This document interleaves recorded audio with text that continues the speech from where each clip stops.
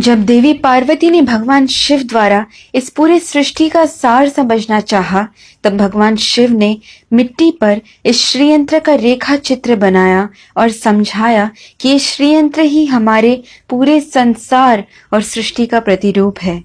जिस जगह पर भगवान शिव ने श्रीयंत्र समझाया था, आज हम उस जगह को श्रीनगर के नाम से जानते हैं। अणु रेणु से लेकर शब्दों के मूल तक, फिर चाहे वो कृमि कीट हो, सर्प हो, वन हो और जंगल हो, पक्षियों, जानवर और मनुष्य तक के हर प्रकार के जीव जंतु को अपने में समाता है हमारा श्रीयंत्र। बिंदु का जन्म भगवान शिव के 4 त्रिकोण और देवी पार्वती के 5 त्रिकोणों के संग द्वारा हुआ था। इन 9 त्रिकोणों को जोड़ने से बने 43 त्रिकोण। ये 43 त्रिकोण हमारे शरीर के धातुओं को दर्शाते हैं। सबसे पहला त्रिकोण हर जीवी का कवच यानी कि जीवात्मा कहलाता है।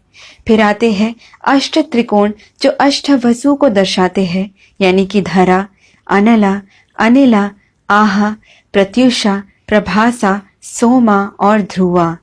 उसके बाहर के 2 चक्र 10 त्रिकोणों के मालाओं जैसे यंत्र को सजाते हैं। ये 10 त्रिकोण 10 अवतारों को और 10 महाविद्याओं को दर्शाते हैं। फिर आते हैं 14 त्रिकोण जो हमारे मानव के अंतर यानी 14 मनवंतरास को दर्शाते हैं।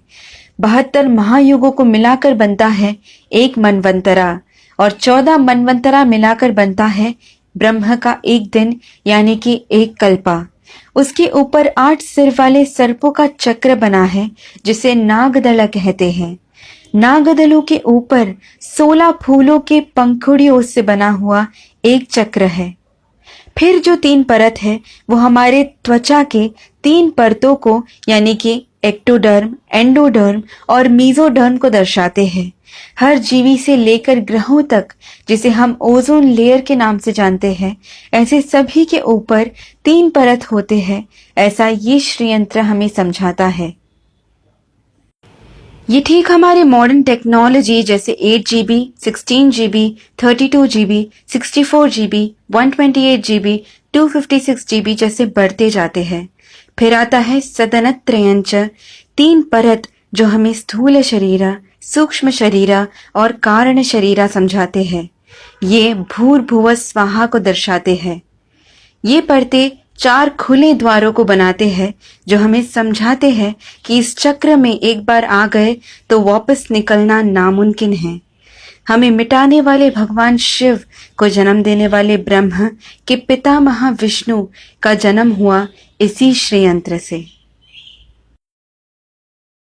अगर आप इसे समझ गए तो आपके लिए इसके षोडश मंत्र यानी कि 16 बीजाक्षरी मंत्र को समझने और याद करने के लिए और भी ज्यादा आसानी होगी। इसके मंत्र को सभी मंत्रों का राजा माना जाता है। तो आइए सुनते हैं और समझते हैं इसके षोडश मंत्र को।